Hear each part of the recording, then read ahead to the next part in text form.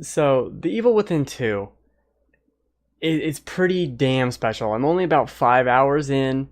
There's the third chapter where things kind of open up and you go around the world doing who's a what's it and all that. It opens up. But as someone who loved the first game when it came out and revisited it this summer, I found a lot of complaints and a lot of weird issues with the first game that I didn't see the first time through.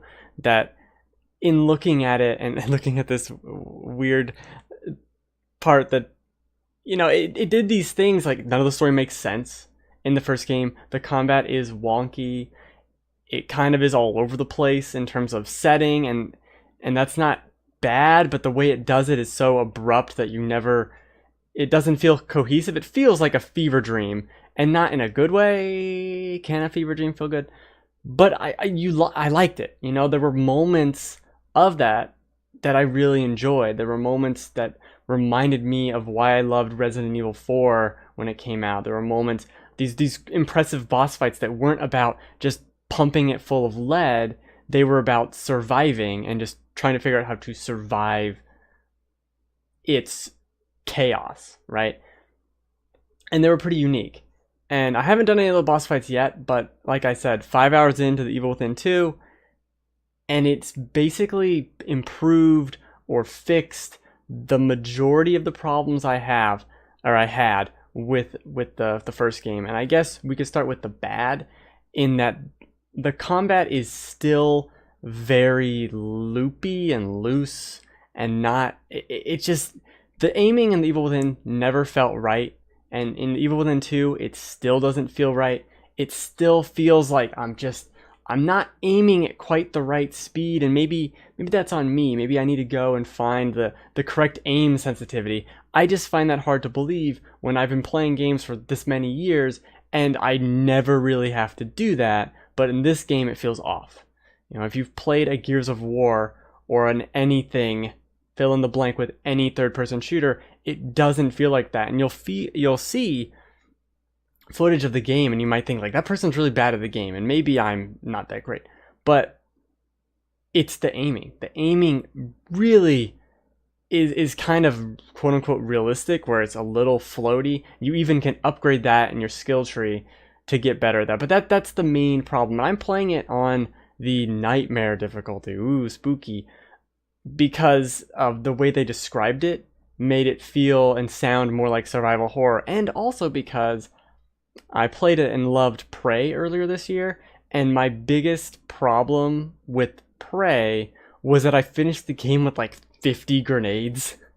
Like I have 2,000 shotgun shells. Like and I tried to not use them. I tried to play the game as if I didn't, because I had so much goddamn stuff. And so knowing going in that this was going to have an open world-ish exploration thing that the first game didn't, I was like, okay, if I'm going to be able to hoard items like a psycho, I need to play it on a harder difficulty so that I actually have to use these items and I don't end up in scenarios where I have 8,000 shotgun shells, which isn't even something you can do because you have a limited amount of room for shotgun shells. That's neither here nor there. I touched on the skill tree in this game, and that's the first of many improvements that they've done with Evil Within 2. They've made the skill tree actually goddamn interesting, shocking. The first skill tree was just, oh, I want more health. Okay, I would like that. How about a bunch of damage for that? It was laid out in this weird way too. Each weapon was done through the skill tree as well. It was just convoluted and not as well thought out as I would have liked. This one is better. It has fewer nodes to do. Logical skills, like if you get grabbed, you can get a skill that hits the enemy with a bottle and you can escape the grab automatically. That's pretty cool. And simple things like health upgrades or stealth, crouched speed, right? So let's go right into the stealth, which is a huge component in this game, and it was kind of in the first game as well. but not necessarily. It wasn't a huge deal. This game really goes into the stealth, especially if you play it like I am, on nightmare mode where I don't want to go crazy. I can't aim for garbage, so I'm not shooting things unless I have to. So I'm trying to be stealthy, right? And it has this foliage you can hide in, and that system works pretty well. You can do things where if you run away from, if they see you, right, and if you run away and break the line of sight and then jump into a bush or whatever, you can hide in the bush and everything's okay. That sounds gross. And wait for it to turn around, wait for it to kind of keep going that way, and you can tail it, stealth kill. Stealth kills are unlimited as long as you get them. So that's good.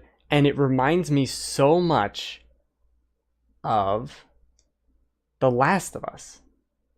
It has that, it's the same thing The Last of Us did, and I forgot to look up when The Last of Us came out. I'll actually do that real quick. Wow,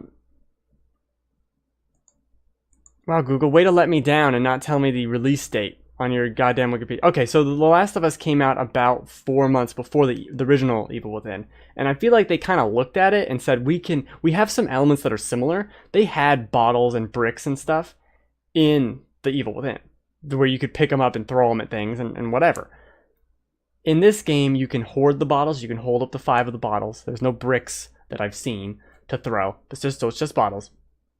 But you can throw them in the same ways you could with The Last of Us to lead these zombies in a certain direction, distract them from something else, and that it's all about stealth. It's all about manipulating the enemies into, like, okay, I'm going to throw that over there.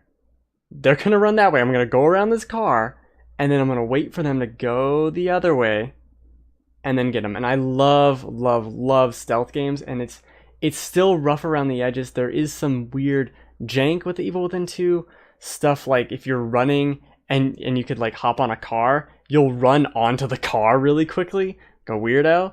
It's like, I don't really need to be on this car, you psycho. But they also added, to make the stealth better, a cover system, which was actually in the DLC for the Evil Within 1, which is all right. And the Evil Within 1 does a really cool thing where, the DLC in particular, where you don't fight anything, and it is about stealth. It is about finding the spot to hide in the corner and avoiding the enemies. And it brings that right to here, where you are circling around a car, waiting for them to turn.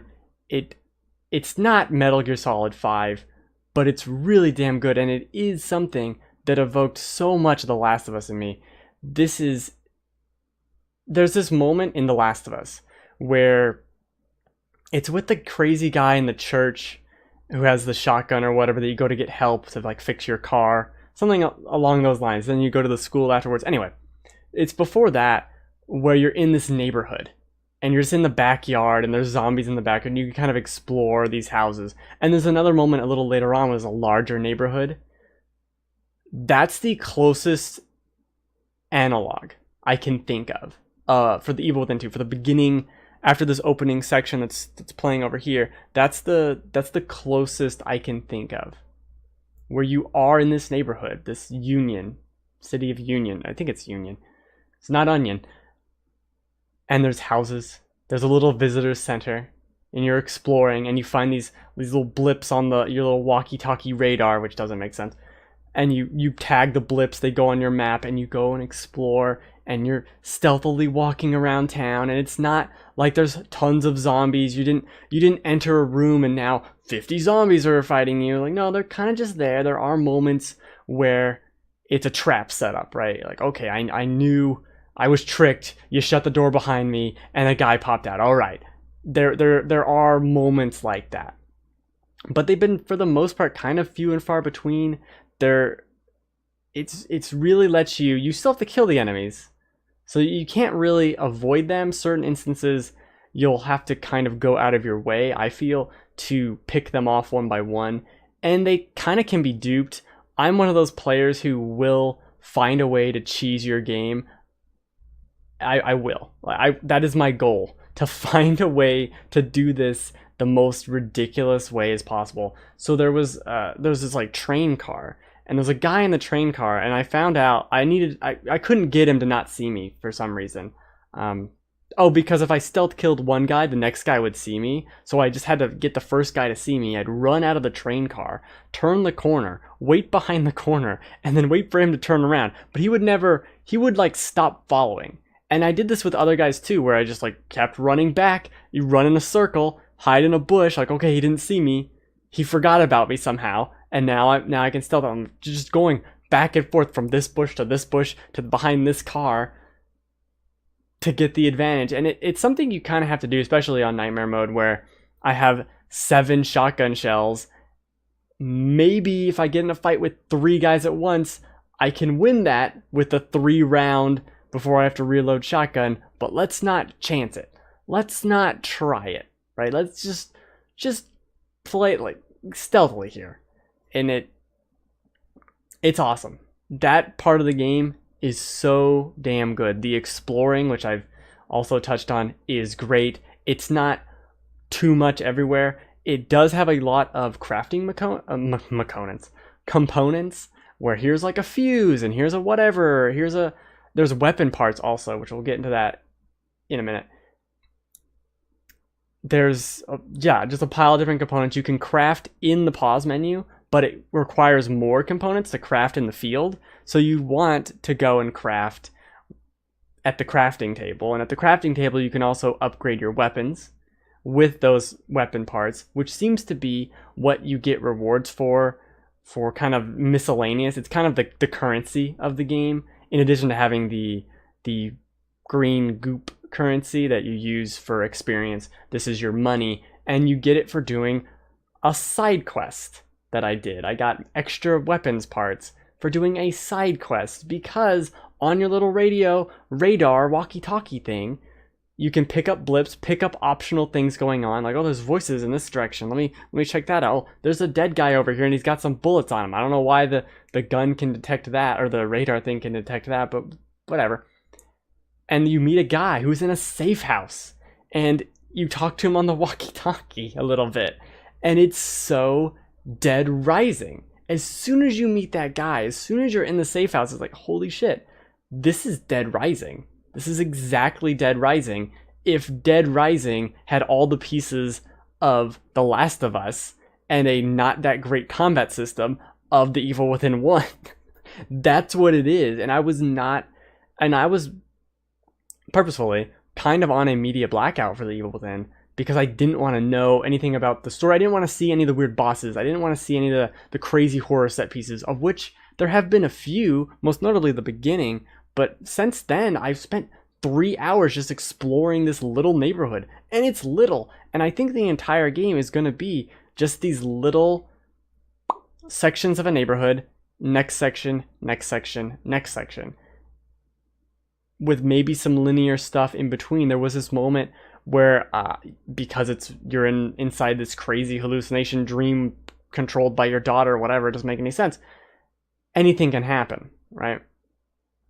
So I got teleported somewhere else and did a little section. That could have happened anywhere. And I like that. I think that's a smart way to do it. The first game did feel so very linear in a way where constantly I was thinking, man, if only this would slow down. If only it would have a map. I was going to say mini map, but I didn't. If only it would have a map and I could go and explore. And that's exactly what they did here. They gave you things to do and explore, and things to find, and resources to gather. And I am a broken person. I love gathering things in games. Like I mentioned with Prey, I loved that in Prey. Finding every single door that I couldn't open, and like, how do I get in here? What if I go over there? And I'm going to hoard every drawer, every little thing. I'm going to craft all these components.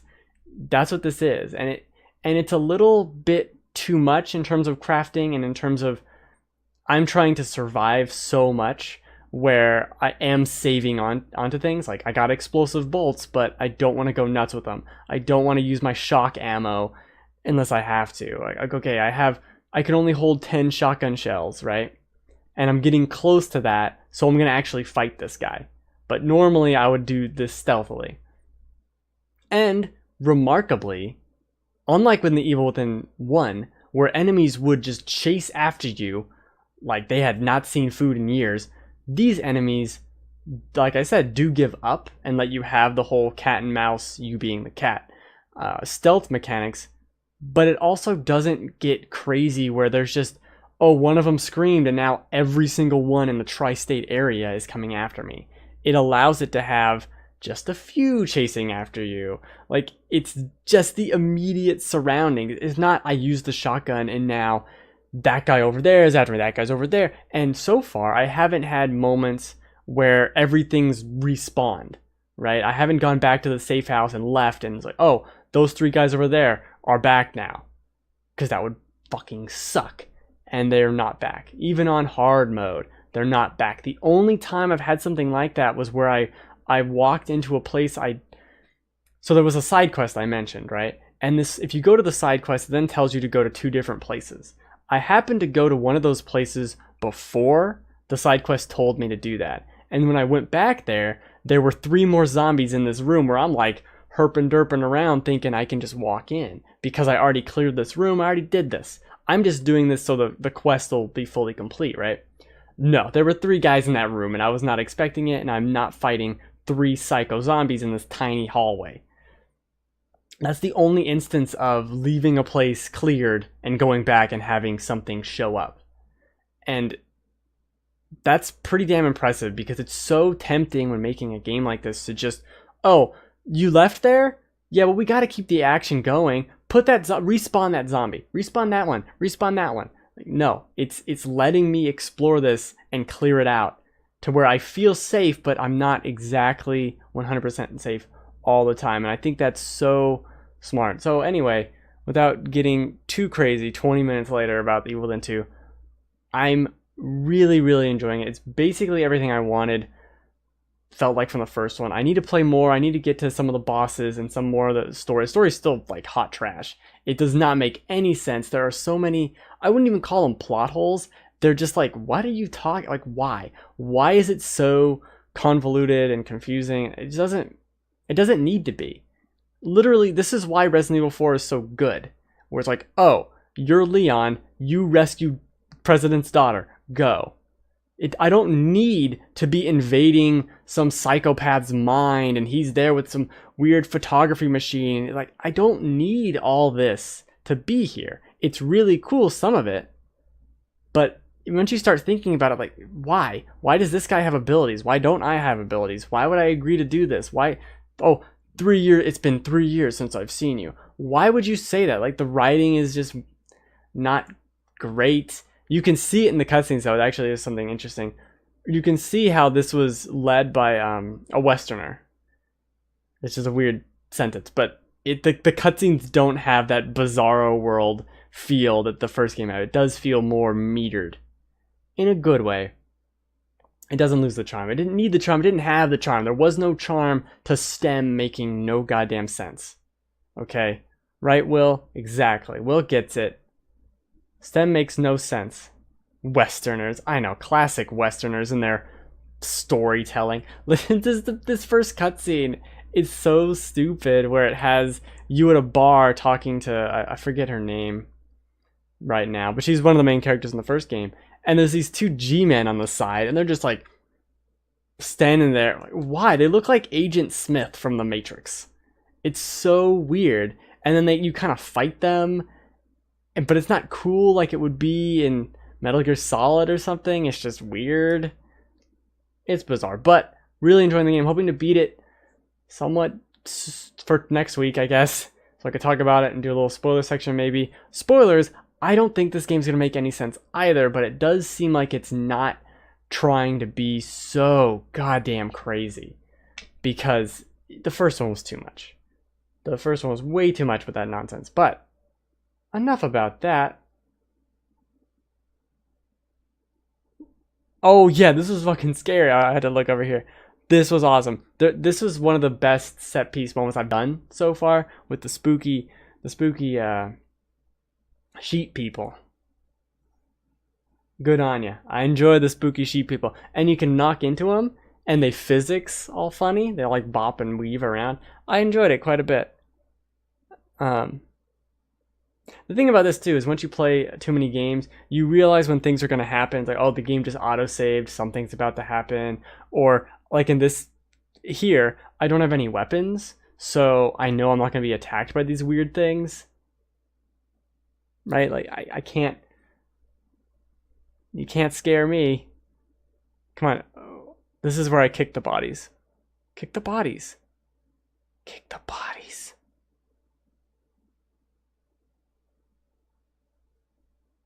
I got scared by the sheet. They start lining up. Anyway, that's all. Next game. Merry Christmas.